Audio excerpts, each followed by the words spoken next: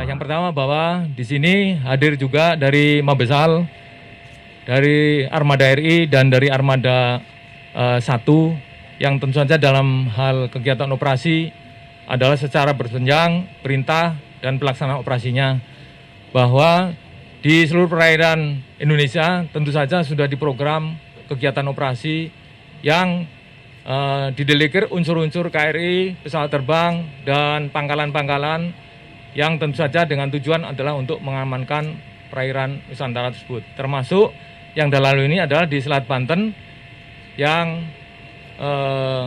ditemukan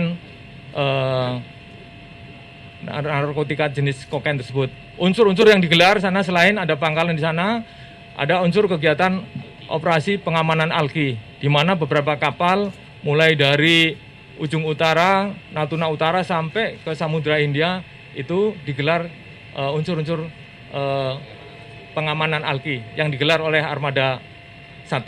Mungkin Bang Armada.